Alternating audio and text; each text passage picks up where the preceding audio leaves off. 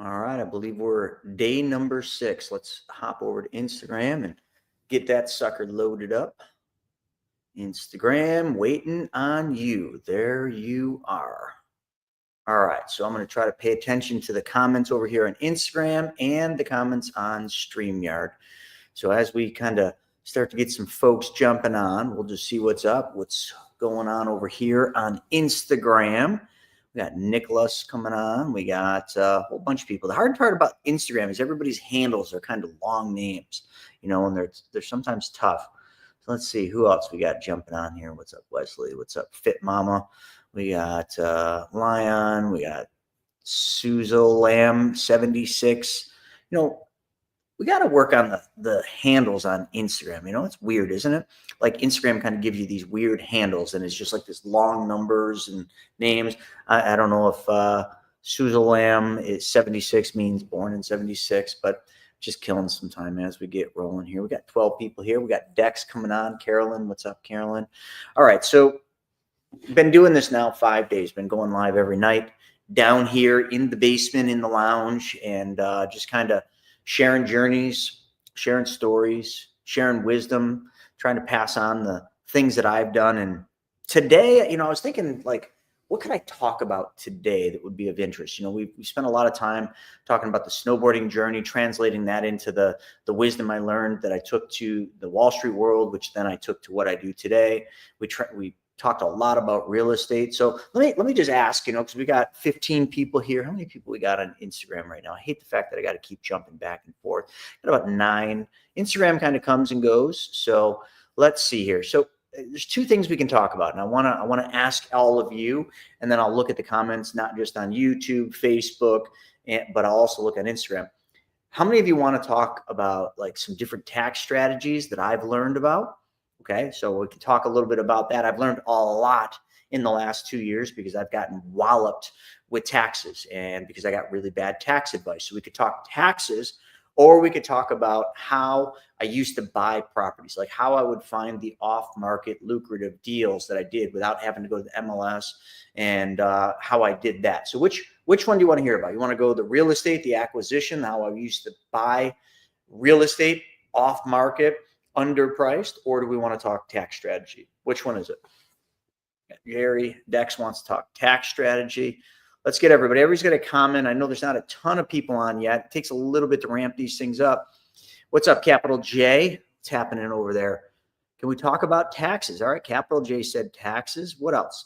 Taxes or real estate acquisition? Which one is the topic you all want?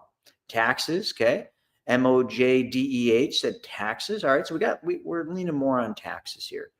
And the tax strategy one's pretty good. I'm surprised YouTube isn't kicking in with more stuff. All right, there we go. Shane said taxes, so we're going taxes. And Drew said party time. Yeah. So it's interesting. Just today, we filmed a pretty long YouTube video, and you'll all see it soon. But let me sum it up. I'll kind of frame up the different things that I did on the YouTube video, but I'll share that whole thing with you. So just the last 2 years, so 23 and 24. So those 2 years, I've gotten hit with 7-figure tax bills, state and federal. So not just 7 figures federal, but 7-figure tax bills. That means over $1 million in taxes that I would owe.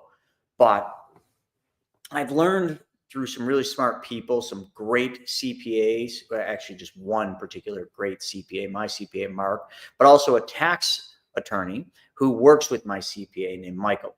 So that's where this information is going to come from. I am not giving you tax advice tonight. I am not giving you any tax advice for that matter. If you want tax advice, consult your CPA, find yourself a tax attorney. I'm just going to show you and talk to you about what I did specifically in 2023, but more specifically in 2024, because that was a bigger tax bill to pay a lot less in taxes. Doesn't mean I'm not paying my fair share. It's just how it's, you're never ever going to not pay taxes. You just have to decide what is your fair share of taxes you're going to write a check to the government for. You see, there's all sorts of things in the tax code that allow you to pay less to the IRS for doing good in other areas. And that's what I want to talk about. This is all stuff that I've learned specifically because I have great tax attorneys and I have a great which I would, yeah, Carolyn said, ouch. Yeah. But it's all relative. So like, let me kind of go back. I never used to pay much in taxes when I was in real estate because I used real estate and depreciation and all that to offset all the money we made. So any of you that are in the real estate game, like, that's great. You can use the real estate. You can kind of roll that depreciation. You can do cost segregation studies, which we'll talk about today. So there's all sorts of things you can do in real estate, passively or actively, that will help you mitigate taxes. Now, what all of you should know, but if you don't, I'll tell you, me and my wife sold off most of our real estate. We had 91 doors in our rental portfolio. We flipped 270 some flips. And when we were doing flips, that was an interesting thing. Let me just kind of talk about that.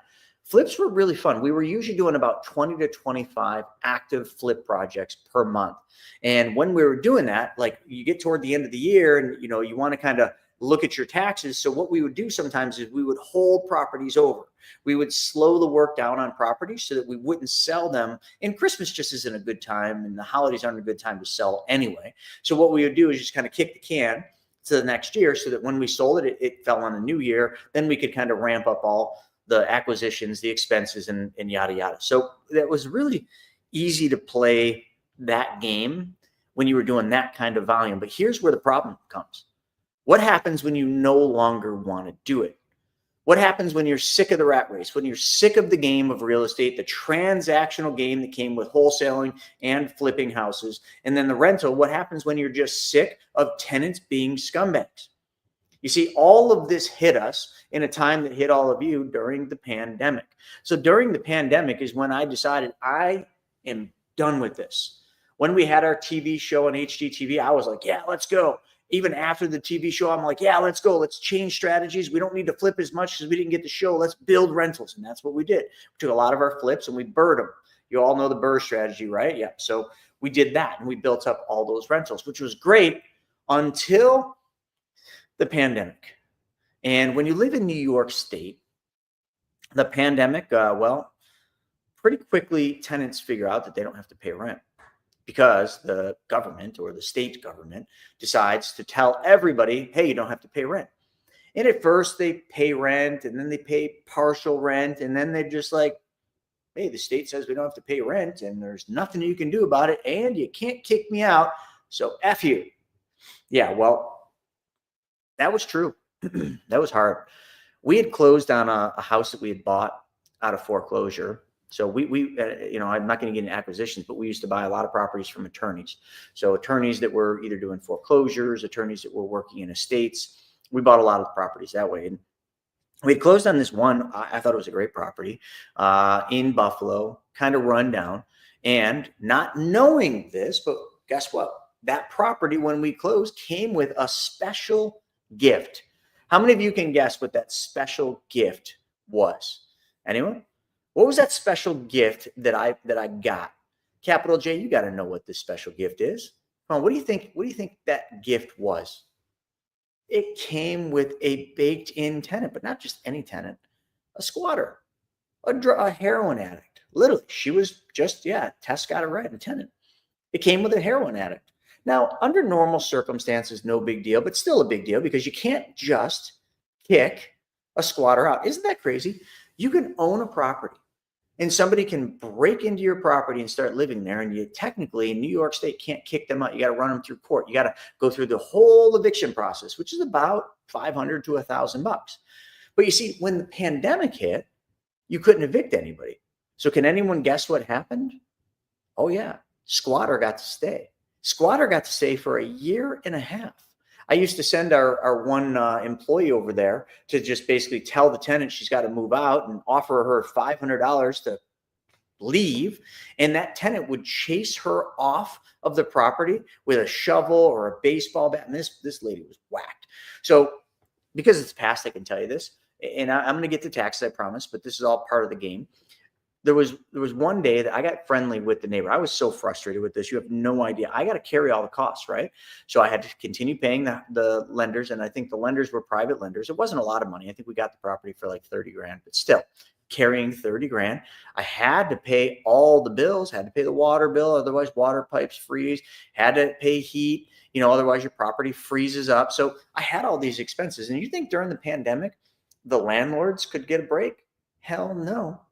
My expenses didn't stop. So I got so mad, I got friendly with the neighbor. And I said, hey, listen, all I ask you is if you ever see the crazy heroin addict that's living next to you and your kids, hint, hint, you got a heroin addict living next to you and your kids in a rat infested place. When you see her leave on one of her drug runs, can you just give me a call? So that magic call came late one night, actually really late. It was like 11 o'clock. And I got a hold of my guy, Brad, and I said, Brad, it's go time. Brad went over there, boarded up, and literally giant lag bolted all the doors and the windows shut. We just boxed this whole thing right up.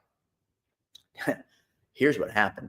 The neighbor calls me back, and she says, you're never going to believe what I'm looking at, looking out my window. That tenant is scaling the back of your building like Spider-Man. That's right. She was literally climbing the back of the building to get in the attic, which is the only window we didn't board up, because thinking, how's anyone going to get in the attic? Now, she didn't make it in the attic. She kept coming back. She actually called the police, and the police tried telling me I had to let her back in. I said, you guys can come arrest me. I'm at this address. Come get me. And I'm surprised they didn't. But anyway, nonetheless, we got the property back. So silly, stupid story, but some of you just needed to hear that. Probably same thing happens with you in California, right, Dex?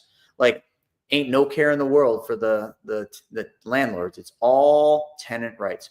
Let's get back to taxes. So that 7-figure tax bill.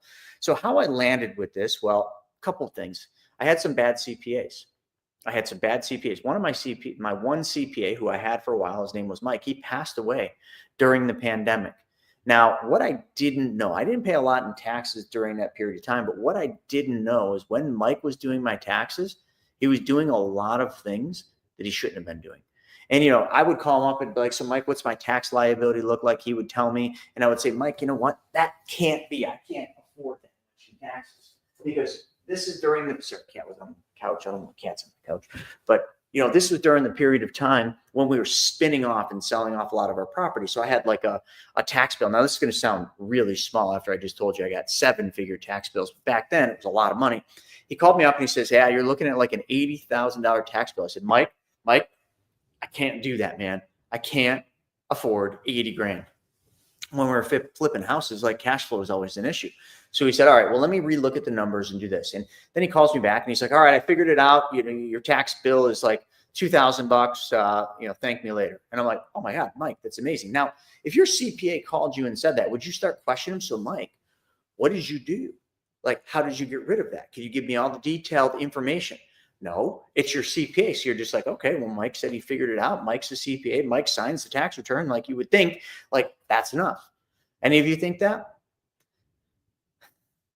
The CPA was literally cooking my books, and I didn't even know it. And I didn't find it till, he passed away during the pandemic.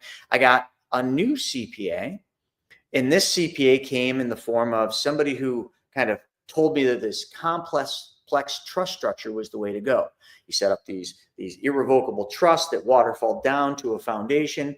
It sounded like the greatest thing ever. The Rockefellers do this, and everybody else, own nothing but control everything anyway. So I took the bait, and I paid a bunch of money to get into this complex trust structure. I ran through this system. They did it all. And, here's what happened. They had a IRS enrolled agent. And that enrolled agent was talking to my bookkeeper one time and gave my bookkeeper some instructions on what to do. And my bookkeeper called me up and said, Chris, listen, I'm not a CPA, but this does not seem right. So what I did is I looked at what they were telling. I called them back and I sent a long email to them. Hey, you have to explain why you think this is legal, because I looked this up and this is self-dealing. Long story short, that CPA or that company, I should say, because it wasn't a CPA, it was a company, and they had an enrolled agent. They weren't doing things right. And how I found this out, folks, you never find things out on face value. You usually find them out after you've already screwed up, right? So this is after one bad CPA screw up. Now I got another system and another person give me bad advice. They were basically telling me to do transactions that absolutely qualified as self-dealing. So here's what I did. And this is what you all should do. So here's some really good advice. If you ever get information from, hell, I don't care if it's your CPA or whoever's doing your books, and it just doesn't seem right. Like you got to be smart enough to realize like sometimes things just seem too good to be true. And what they were doing is telling me how to run the money through these trusts into the foundation, but then lend it back up. Now, pause. And I know for some of you, you're like, what's wrong with that? Well, I just know a thing or two. I've been in this business a long time. I'm not a tax advisor. I'm not a CPA. I don't know enough, but I know enough to be dangerous. And when they said that lend back up, I'm like, wait a second, how can that be? The money hit the foundation. I got the tax deduction from the foundation. Now the foundation is going to loan money back up to another trust that I technically control. And by what I read, that was called self-dealing. So what I did is I hired a CPA firm here in my town. I said, listen, I just need to hire you to audit these tax returns and what they're telling me. Sure shit. They audited it. They gave me back like a 3-page thing of all the mistakes. I'm like, whoa. Then I found this other CPA who was referred to from a business partner of mine. So I sent it over to him, and that's my current CPA. And he reviewed it, and he even found more stuff. And he says, yeah, you really can't be doing this. Like these things need to be unwound in the tax year. And I'm like, in the tax year, I've only got 4 months. This was like in December, and I needed, by April. So anyway, I went one step further and I hired a tax attorney because I'm like, listen, like CPAs, 2 CPAs are confirming this, but I still got them telling me it's okay. A tax attorney's got to know the truth. I sent everything over to the tax attorney, including the notes from the CPA. And sure enough, self-dealing 101. He's like, absolutely. And not only that, you got this problem. And then here's where he got me. He's like, your house is owned by a trust. Do you live in that house? I'm like, yeah, my family lives here for sure. He's like, that's self-dealing. You can't live in a house owned by a trust that the trust is paying all the bills for. I'm like, wait, what? I'm like, but we pay rent. Because we did. We were smart enough, at least we were paying rent. He's like, doesn't matter. And he says, not only that, do you know if you die tomorrow, your house will be owned by the foundation, and the foundation will have to kick your family out. So I said to him, I said, Mr. Tax Attorney, I said, so if I die, like my family's got to move out of our house? Yeah. He said, absolutely. The foundation owns it. So you can't live in a house that a foundation owns. It's you donated it to the foundation. I said, where does it say that? He goes into the trust. It says right here. Now, to the tax attorney, that's what it said. To me, I'm like, that's not what it says to me. You see, you can't read legal. And the contracts were written in almost like this Latin tongue. And like, anyway, I probably went too far there. But like, all I'm trying to explain to you is don't always buy in. I get people all the time online that are sending me this video and that video of this person talking about how not to pay taxes and this person talking about, hey, there's the legal way to not pay any tax. I'm like, every time you hear that, that's probably not the case. So I had to unwind that entire trust structure. It cost me a lot of money, a lot of sleepless nights, but we did. And that resulted in the 2023 7-figure tax bill. Woo! I got through that by this, literally barely. I exhausted just about everything I had saved because I do save money for taxes, and we're going to talk about that. And I exhausted most of it to pay that 2023 taxes. And it took a long time to get everything unwound. So now I'm into 2024. So then, as soon as 2023's nightmare is over, 2024 nightmare is beginning. And now I'm trying to get ahead. So let me just pause here and let me just see what everybody's saying here. We got Carolyn saying, OMG, move down here to Florida. Oh, Carolyn, I forgot to say something. When I hired this new CPA, the one that had kind of audited the books and everything and told me this isn't working. So when I hired him, I said, listen, we need to do some tax planning and that. He says he does. And he sends me an email. I swear to God, he would admit this if he was on this call. And he said, listen, I'm going to give you some really good advice. And he said, move out of New York State. This is a CPA that lives in California telling me to move out of New York State.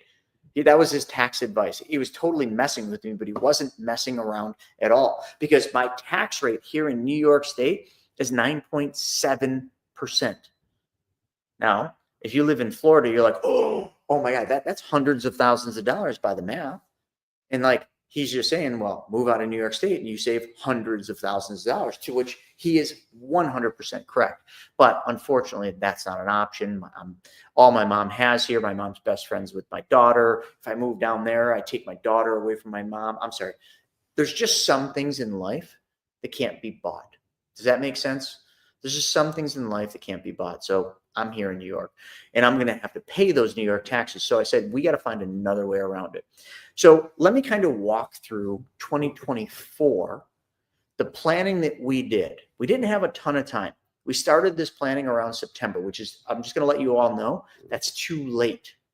You should be starting tax planning January of the year you're in. So we're in 2025. You should have started tax planning January. Now I know it's only March, so you got time, but I'm just saying time goes quick. You don't want to wait till September, October. Definitely can't wait till November, December. You're done, and it's way too late. Let me just pop over here to Instagram, and then I'm going to kind of go fast through the different things that I did so that you can all kind of pick up. And this isn't going to be for everybody. I want you all to know that. So like, some of you don't pay much in taxes. And if you don't, I'm going to give you some great ways to things you can do to pay just a little less. But if some of you are in 7-figure tax figures, if you're in 6-digit tax figures, you're going to love this. For the rest of you, you're going to get things out of this, but some of this you just won't be ready for yet. And I want to be clear about that. I want to be transparent. Like some of the stuff that I'm going to talk about tonight isn't going to apply to the majority of people. Okay, because they're not dealing with 6-figure or 7-figure tax bills. And thank God you're not. But you still should learn from this. Although it doesn't apply today, some of it will. It will apply later because you're going to make more money and you are going to have a 6 or 7-figure tax bill. So don't ever tell yourself, oh, I'm never going to owe that much in taxes. No, your goal is to owe that much in taxes. Now, we're not going to pay that much in taxes, but your goal is to owe that much because that means you're making it. You're making it. So for anybody that says, oh, I'm never going to pay that much in taxes. Well, you're not reaching big enough. You're not thinking big enough. You're not stretching your imagination to believe you can do it, which I know every single one of you can. So here's the deal. What would you all do if you got news from your CPA when they did all the estimates? And these are just estimates, folks. We haven't yet filed the taxes because they're not due till April 15th, but we're going to file on time this year. What would you do is, if in let's just say September, October, your CPA sends you an email and says, hey, your tax liability is looking like it's going to be about $1.2 million. What would you do? You'd freak out, wouldn't you? Well, I kind of did. And I first, the freak out for me always seems to be the same. I call him up and I'm like, Mark, you made a mistake. There's no freaking way. Like, there's no freaking way. Please tell me this isn't real. To which he then answers, he's a very serious guy. He's like, oh, no, that's the way. And I'm like, Mark, hold on. And this is going to throw some of you off. I'm like, Mark, I didn't even make that much money personally. He said, yeah, you did. Your companies made it. And your companies are pass-through entities, LLCs or partnership LLCs. They're pass-through. Okay. So, and I'm not going to get into entities, LLCs, partnerships, S Corp. One of my companies is an S Corp. We want to take a salary from, because I take a W-2 salary just like everybody else gets a W-2 salary. But my W-2 salary is very low, and I pay taxes on that W-2 salary as I get paid. The majority of the money that I make is in the form of 1099s or K1s. Okay.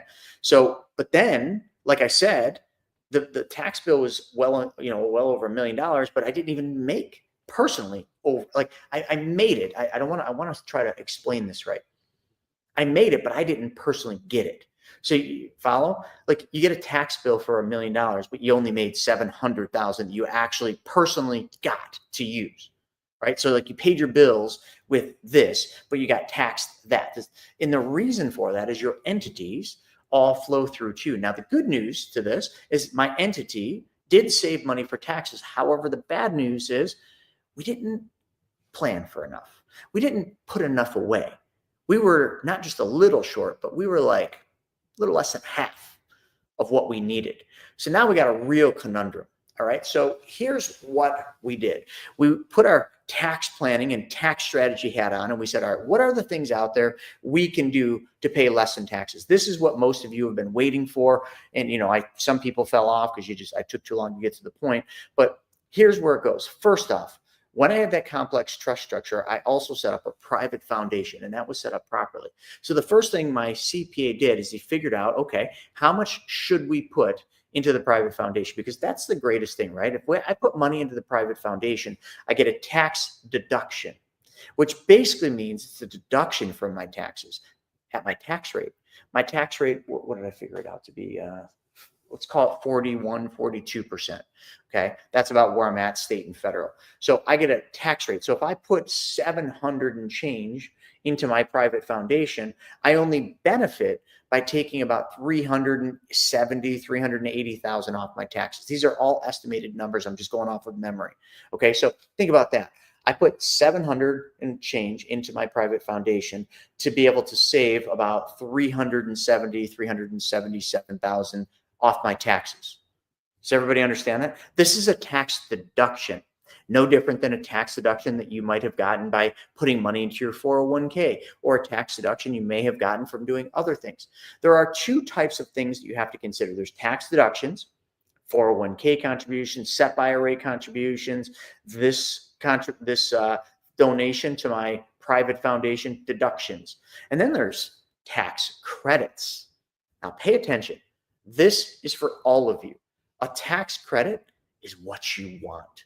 They are dollar for dollar reductions of your taxes. So if you got a $1 tax credit, that's $1 off your tax bill. If you got a $100,000 tax bill or tax credit, that's $100,000 off your tax bill. If you got a tax deduction for $100,000, now this is going to vary widely, consult with your CPA or tax professional, but for me, that means I get about anywhere between 37 and 50% off of my taxes. So 700 gets you about 377 off. Kind of sucks, right?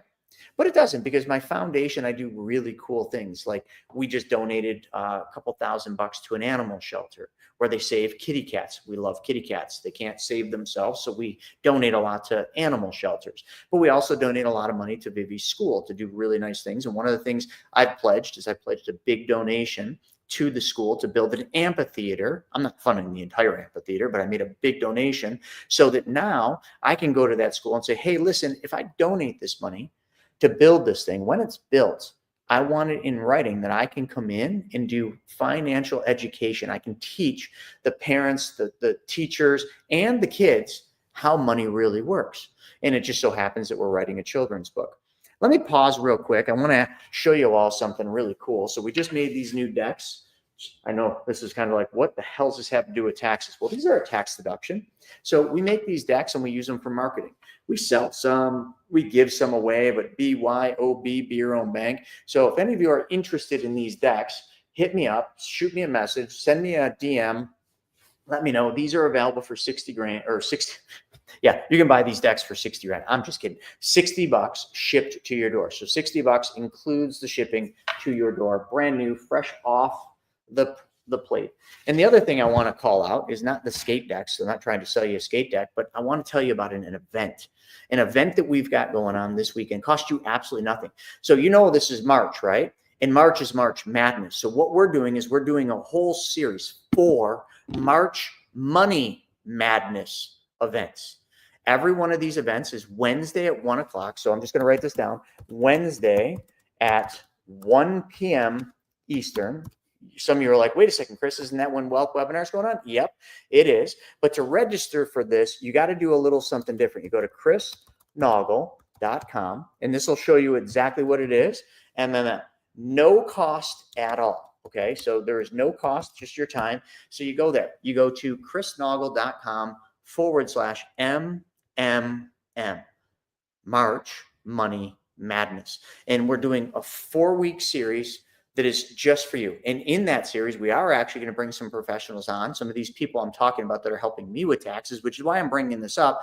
So join us for that event. It's the next 4 Wednesdays at 1 p.m. So block them off in your calendar, go on that link, register for March Money Madness, no cost. Okay, you don't need to buy a deck, you don't need to buy a hat, you don't need to buy a ticket to Money Tank, just get on it.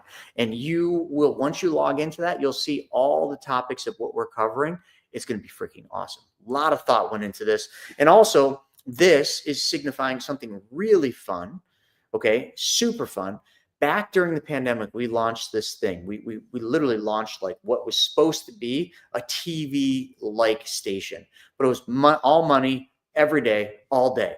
Kind of like MTV is all music all day, every day. At least that's what it used to be. MSTV is all money every day, all day. So we're relaunching MSTV, Money School TV. It's actually launched now. So by coming to March Madness, okay, March Money Madness, that is, you're going to learn all about MSTV, the relaunch, and you're going to get an offer that is wild. So when I say an offer, it's $197 a year offer, and you get a ton of stuff. So more to come on that. I want to get back to the taxes, but I definitely wanted to kind of let you guys know about that. So I didn't put it over here on Instagram. I think all of you on Instagram can see it on the other side. Give me a thumbs up or a yes if you can see it when I put it into StreamYard. But it's simple. It's chrisnoggle.com/MMM. March Money Madness. Piece of cake. All right. So we covered the foundation and my donation to that. But that's a deduction. It takes a lot of money to get deductions up to over $1 million. So that the goal is if you got $1 million tax bill, you want to whittle that away to nothing, okay, or as little as possible. And you want to put that money into things that are either going to give that money back over time, have a chance of giving that money back, or just are charitable and in line with your giving, your desire to give and not receive anything in return. And that's what our foundation is. So let's move on to the second thing, because then what we moved on to is I got some friends in the oil industry. So as you may or may not know, investing in oil has some really good tax deductions, not credits. We're still in the deduction column, tax deductions. So what I did is my buddy Bruce had been telling me about this oil well that he'd been investing in, and he's a partner in it. And then not long ago, he had told me that they struck oil. I'm like, oh, wow, good for you, man. You guys are going to crush it. You're already hit oil. Like your oil well that you invested in, you're always talking about, you guys hit oil. So I called them up right at the end of the year, just out of nowhere. I knew that they had struck oil. And if you're going to invest in an oil well for tax deductions, okay, because that's the sole reason I was after tax deductions, wouldn't it be cool to invest in one that already struck oil? You don't have to go through any of the guessing or, well, I think there's oil underneath there, or guessing whether or not there's lots of water mixed with the oil. I know there's studies and everything you do, but like they hit oil. So I'm like, okay. And I call them up. I said, hey, Bruce. I said, that oil thing, are you guys still accepting new investors in? He said, no, it's closed out. I bought the rest of the open shares. And I said, well, would you have any interest in selling any of your shares? I need to get into this by the end of the year for the tax deductions. And he says, oh, I wouldn't. But you know what? I think my partner would. So he put me in contact with his partner. His partner said, yes, I will sell 5% of my share of this because I got some intangible drilling costs I got to get out before the end of the year. So it was a $300,000 oil investment. So I put $300,000 in, got 5%, and got a nice tax deduction. How much? That $300,000 I put in got me about, I think, and this is unconfirmed because we're still waiting for the K1s, but between $150 and $170. So I put $300,000 in. I get $150 to $170 off my taxes. Because remember, it's a deduction. It's based on your tax rate, not a tax credit. A tax credit, if I put $300 in, I would have taken $300 off. That's way better, but this is a tax deduction. However, the oil, unlike the foundation, has the potential to make me money in the future. Like if this thing keeps pumping out oil and they get through all the water and they build the water storage well and all these things that you have to do when you go for oil, like I could make money with that. So now that's a different kind of investment strictly for tax reasons. So remember, very important that if you're going to invest in oil, consult with a professional, get with a good company. We deal with Eckerd Oil and a couple others that are really good. Get on the line with them, not recommending them or giving you investment advice, but they're top line. Like they're the real deal. They're not scammers. There's so many scammers in oil, but you want to make sure that you understand the risks involved with oil investments. There are a lot of risks. There are a lot of things that can go wrong. You very well could lose all of your money, or you could make a bunch of money. But nonetheless, I did it for tax reasons, for tax deductions. So remember, we started with over $1 million. We put the money in the foundation. That got me like 377. Now I invested in this oil that gets me like another 150, 170. So you see what I'm doing? I'm chipping away at this giant tax bill by investing in things that give me control of what I'm investing in, control to give to who I want, control to invest in an oil well that potentially has good returns for me in the future. But here's the thing. You must understand something. This money that I'm talking about is not my money. It never was. It belonged to the IRS. So you have to understand this isn't my money. When I tell people about putting money in a foundation, they're like, wait a second, I can't use that money. I can't buy a car with that. I can't pay my bills. No, you put it into a foundation. You have to give it. Well, I'm not doing that. Okay, great. Then pay the taxes. You see, the money isn't yours. You're either going to pay the government or you're going to do good with the money. There's a lot of kitty cats that need my help, and I would prefer to put my money that belonged to the government into these shelters through my foundation. I would prefer to help my daughter's school be a better school, have an amphitheater where they can learn about money, and I can teach that and do lots of other beautiful arts and everything in there. But you see what I'm saying? Like, I control that outcome. But let's keep going down the line. So all of you should be looking at what you're doing for tax deductions and what you're doing for tax credits. But let's move on to something most all of you are doing, and this is also something I did. Me and Larissa both set up self-directed SEP IRAs, okay? Simplified employee pensions, okay? So we set these up, which gives us a much higher contribution limit, but we can do that because we have companies. So we can set up a SEP. Many of you have a 401k. Many of you are putting money into your 401k. Now, you're putting money into your 401k because you want to grow it. I understand that, but also because you get pre-tax deductions. Deductions. There's that keyword, deductions. You're thinking, I want credits. I want credits, Chris. I don't want deductions. But so now I put money into these SEPs. Here's the cool thing. Those two other things I mentioned, the foundation and the oil, I had to do those before 12/31/2024. Otherwise, I wasn't eligible. So they went in 12/20, sometime in December. Now, the SEP, the IRA contributions, I have till April. Matter of fact, if I extend my taxes, and don't hold this as the gospel, check with your CPA or tax attorney, I think if I extend, I can push that out to October. So now I bought myself time. I can get this tax deduction, and I can get it as long as I contribute to these SEP IRAs anytime before April, or with an extension, I believe it's October. Again, I don't know for sure. Like, that's cool, right? I bought myself more time. But remember, now we're in 2025, so the 2025 clock is ticking. So I'm dealing with 2024 taxes, but I still got to start putting money away for 2025. I'll cover that in a second. But let's keep going. So the SEPs. Then me and my wife, we have a place up on the hill where we snowboard a lot, and we rent it out. We do it Airbnb. We haven't even stayed there once this winter. It's crazy, but we Airbnb it, so we make money with that. So what I decided is I did a tax, or what's called a cost segregation study on it. Now, if any of you ever need somebody that's really good, I've got a great guy. I love this guy who does cost segregation studies. He's going to be at Money Tank, as a matter of fact, and he's going to be on Wealth Webinar, and he's actually going to be coming on for March Money Madness. So you'll be able to learn all about cost segregation studies and how they work. But that got me like 50 some grand. It's not done yet, but it should be around 50 some grand. Vivi? You guys might all see Viv in a sec. So we did the cost segregation study. So now, if I boil all this down, and also I did the Augusta rule, you can look that up, but we rented our house here last summer in 2024 for an event. And I charged I charged my company money to rent my house to my company for this event.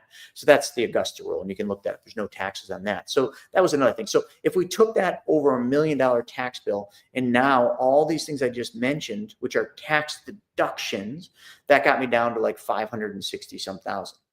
That's still a big number. Now, let's talk about tax credits. The simplest way to look at tax credits, many of you know, is a child tax credit. Like, I think whatever you get, $2,000 or $10,000 per child, directly dollar for dollar comes off your taxes. So you understand tax credits. You're not going to understand them how I'm talking. So when you get to the level where you're 6 figures, 7 figures in taxes, or maybe not even that, maybe if you got like taxes of $50,000 or above, this might be really good. Solar. Now, there's lots of incentives out there for solar. There was incentives to buy electric cars, or all sorts of incentives to put solar panels on your roof. So there are these things called solar tax credits. But there's also another section in the tax code, and that's a 178, or I think it's a 178 or 168 tax deduction. The other one's like a 161. Again, I'm just going off memory. So tax credits come in, there's lots of them, but I'm really learning deeply about solar tax credits and movie credits. Yeah, investing in a movie, like a Lionsgate movie with Mark Wahlberg. Yeah, that kind of stuff. You can invest in movies. Now, you see, the movie industry has kind of worked with the government to keep movies being made in the US because I guess they're really good for the economy. They cost a lot of money to make a movie. A lot of things happen. That's why everybody's always fighting to have their movie or a motion picture made in their state or their city because, well, it's really good it's good for business. So the government has these tax credits that they give you for investing in movies that are on US soil. Now we'll come back to that, but let's go back to the solar tax credits. I'm just dollar for dollar deductions. So I've found several really good solar companies that you can invest in these solar deals. And I've got all these referrals from my CPA. I made sure my CPA vetted them. I didn't go out looking for solar tax credits myself. I had my CPA and my tax attorney vet these. And again, if you want to learn more about these solar tax credits, well, then come to Money Tank because some of these people are going to be there. You want to learn more about oil, come to Money Tank. I gave you discounts already, not trying to sell you tickets to Money Tank, but hey, if you want to go deeper in this stuff, that's how you're going to have to do it. You're going to have to get around the campfire to learn this stuff. I'm just seeding it, telling you my story and how I did it. Now, let's go deeper into this. The solar tax credits are cool. You can do it a lot of different ways. There's companies that you can just invest in their company, and that gives you a solar tax credit. So here's how you look at it. The solar tax credits that I'm looking at are solar tax deals. For every dollar I put into it, I'm going to benefit like $1.40 to $1.80. Think about that. I put $1 into this solar tax deal, and there's a lot more to it. You got to set up an entity. You got to do 100 hours of study, but they do all that for you and they help you. I just don't want you to think you could just write a check and you're in, you get this tax credit. There's more to it. But I'm not going to get into that tonight. It's not hard. You need to get with the right company that has this all set up and provides all these services. But let's go into it. I give $1. I buy $1 in, or I invest $1 into this solar deal. I get $1.40 equivalent of tax savings. Think about that. If I gave you $1 and you paid me back $1.40, how much money did I make? Hey, buddy, come here. Even though we can't get Vivi, this right here, this is Harvey. He's one of our great kittens. And you, guess what? You came from a tax deductible foundation contribution. We donated money to a shelter that found you in a garbage can. You know you were eating pizza out of a garbage can? That's at least what they tell us. When he was a kitten, he was a dumpster kitty. Can you imagine somebody throwing this cute little kitten in a dumpster? You know you were in a dumpster. You do, don't you? And now you live a really good life. Anyway, that's his name's Harvey, and there's lots of them running around in that sky back there anyway. But think about that. That's pretty freaking cool, right? So $1 can work really hard if you get $1.40 to $1.80 back. You don't have to write a check for $560,000 to the government. You can literally put the same dollars, a lot less dollars, into a solar tax deal, okay, or a solar deal that you do. And there's a lot more to it. And I don't want to get too deep into this. Yeah, and Karen's asking what company. See, this is always it. Everybody goes on these little webinars and they're like, oh, give me all the details. No, Karen, come to the event. Show up to the March Money Madness, and you will learn who these companies are. I'm not getting into it tonight. I don't have any of it in front of me. I'm at my house, and I don't even have any of it in front of me. And I don't even think I could remember the name of these companies. They're all written down. So you got to show up. You got to be around. Now, thanks for showing up, Karen, but just come to Money March Madness. And I already put that in the chat, so just go up a couple. That money's there. My cats are fighting over in the corner. So you guys are getting the whole show. The only show you're not getting yet is Vivi. I don't know where she is. She doesn't want to talk about taxes. She just wants to talk about be your own bank. So anyway, that's the solar tax credits. Now there's another solar tax deal that I looked at. It was like $1.2 million. And what it is, it's a church. So a church wants to put solar panels on the roof. So this solar company, what they do is they come up with this deal and they build it and they say, hey, we're going to go get an investor to buy these solar panels that we're going to put on your roof. That investor is going to own the panels. They're going to rent them to you or lease them to you. And then you're going to make lease payments to them. And the lease payments are going to have a buyout at the end for like $1.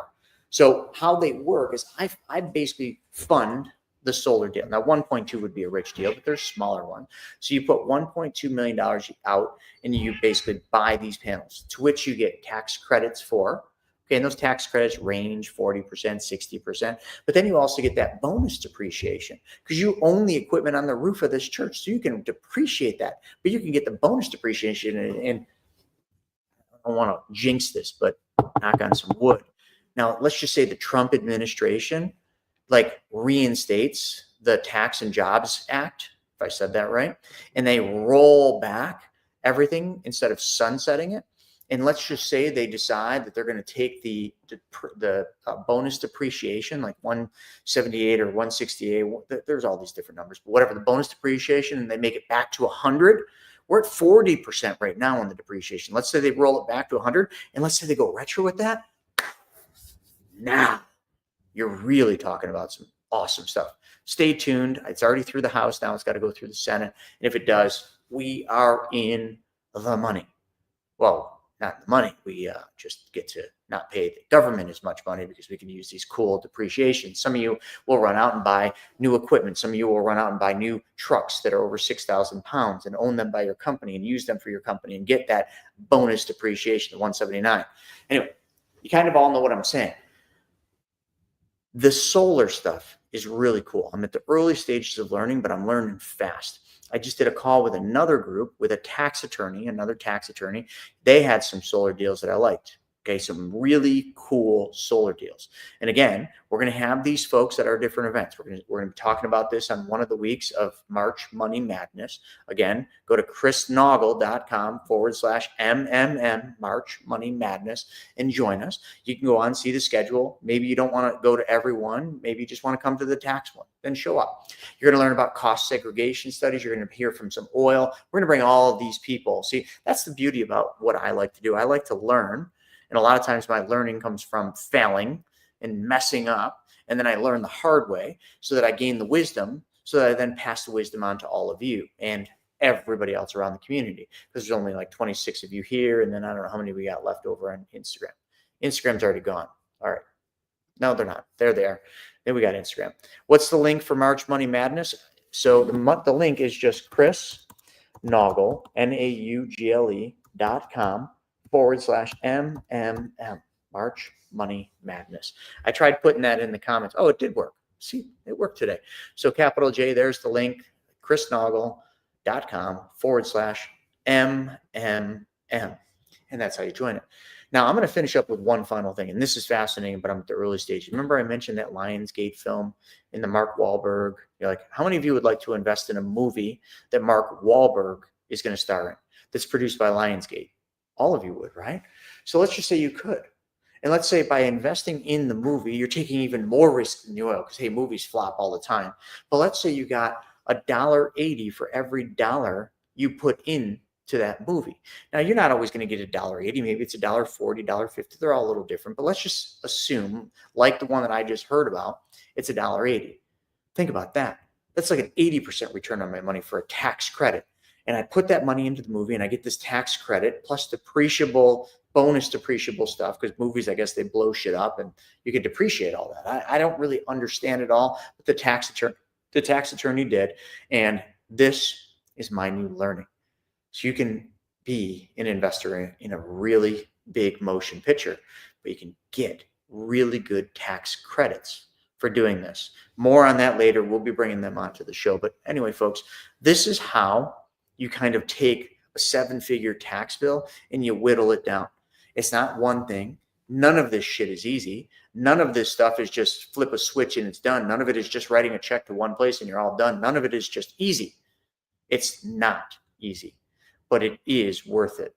Because if I don't have to write a 7-figure tax bill to the IRS and I can control that money, put it into things that I'm passionate about, put it into things that I can give and donate and do good for the world, put it into things that have the potential for return for me later that I actually am loving learning about.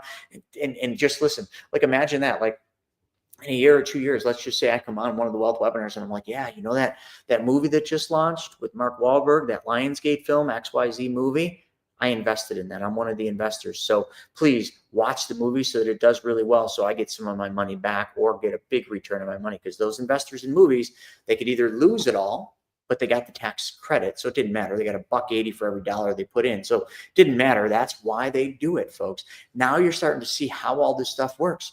Like, they're incentivized to invest in movies because of the tax credits. The tax credits. And if they don't use all the tax credits that they get, they can sell them. You see how this works? It's freaking fascinating. Freaking fascinating. It's just wild. But I'm at the early stages of learning. Just like you, I'm still a student. I'm not teaching yet. I'm just telling you my story and how I'm doing this. And I'm bringing that to you through March Money Madness and other events like Money Tank, where we're bringing a lot of these people out as sponsors to sponsor the event to teach you. So 2 things for tonight, and then I'm wrapping. Drew just put it up there.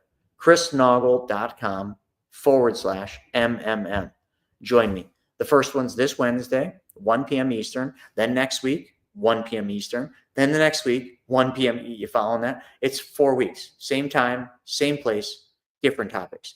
Okay. Second thing, if any of you did indeed want to get one of these limited edition, because we only made 50 of these, limited edition BYOB decks, then you can just, email Shauna@chrisnoggle.com. $60 shipped to your door. Lastly, Money Tank. If any of you want to join us out there in Dallas, Texas, May 8th and 9th, meet all these people that I'm talking about and have a chance to actually talk to them about your situation, because I'm not going to talk to you about your situation with taxes. I'm not a tax advisor. I'm not a CPA. I can't give you any tax advice or legal advice for that matter. So you got to meet these people. But you know what? I'm paying for them to do it myself, and I'm just going to invite them to come to this event. Don't you think it would make sense for you to be at Money Tank to meet some of these people? And also, you really want to get intimate? Well, then sign up for the VIP.